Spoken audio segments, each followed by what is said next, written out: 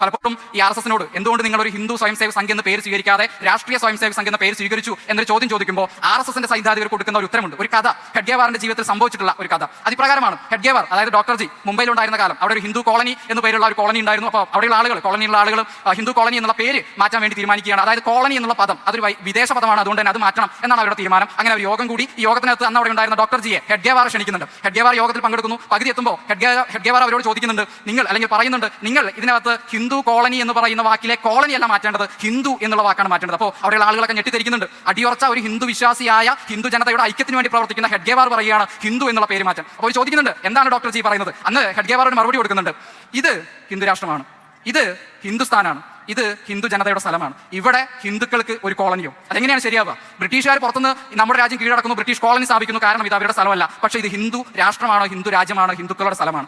അവിടെ നിങ്ങൾ ഹിന്ദു കോളനി എന്നുള്ള പേര് സ്ഥാപിക്കുകയോ അതുകൊണ്ട് ഹിന്ദു മതത്തിന്